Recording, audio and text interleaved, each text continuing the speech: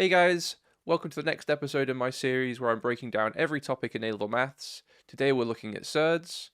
In this video, we're going to take a look at the definitions for rational and irrational numbers, as well as surds, algebra involving surds, rationalizing the denominator for two cases, that being a single-term denominator and a two-term denominator. Hope you find this helpful. To understand what surds are, we need to be familiar with rational and irrational numbers. A rational number is any number that can be expressed as a fraction of two integers. For example, the positive integers are all rational numbers, as we could write them as 1 over 1, 2 over 1, and so on. We denote the set of rational numbers with a q, and the set of irrational numbers as the real numbers with the rationals removed, i.e. the set of numbers that cannot be expressed as a fraction of two integers. The irrational numbers are home to some of the most interesting numbers in mathematics, such as pi, Euler's number, E, and the golden ratio, phi. Surds are rooted numbers that do not have rational solutions. For example, the square root, cubed root, or fourth root of 2. Next, we would like to be able to do some basic algebra involving surds. To get started, let's consider the square root of 2 times the square root of 2. Recalling our rules for indices, that would be 2 to the half times 2 to the half, which would just be 2. It's worth remembering in general that the square root of x times the square root of x is x. We also want to be able to combine two different surds. Now consider the square root of 2 times the square root of 3. Again, recalling our rules for indices, this is the same as 2 to the half times 3 to the half, which we could rewrite as 2 times 3 to the half, or simply as the square root of 6. It's worth remembering in general that the square root of x times the square root of y is the same as the square root of x times y.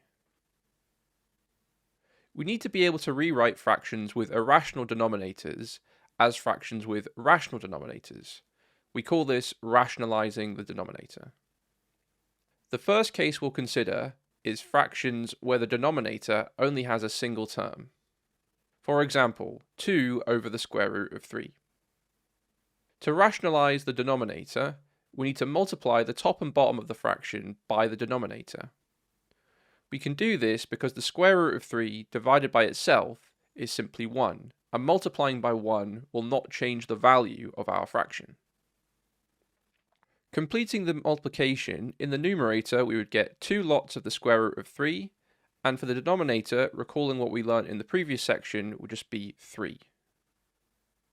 In general, if we want to rationalize a over the square root of b, we multiply the top and bottom of the fraction by the denominator, which would leave us with a times the square root of b over b. Next, we need to be able to rationalize denominators with two terms in the denominator. Let's take the example of 2 over 5 plus the square root of 3. To rationalize the denominator, we need to change the sign of one of the terms in the denominator. I've chosen the square root of 3, then multiply that through on the numerator and denominator. Again, we can do this as this is the same as simply multiplying by 1. Multiplying the numerator out gives us 10 minus 2 square root 3. Multiplying out the double brackets in the denominator, 5 times 5 gives us 25. 5 times minus root 3 gives us minus 5 root 3. Positive root 3 times 5 gives us plus 5 root 3. And positive root 3 times minus root 3 gives us minus 3. Now we can see the surds in the denominator cancel each other out thanks to us swapping the sign.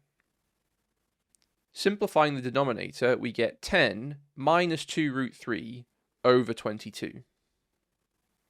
Cancelling the numerator and denominator by the common factor of 2, we get 5 minus root 3 over 11. In general, if we have a over b plus or minus root c, we change the sign of one of the terms in the denominator Again, I will choose the second term and multiply through onto the numerator and denominator. Multiplying the numerators out gives us AB minus plus A root C. Multiplying the denominators out, B times B gives us B squared.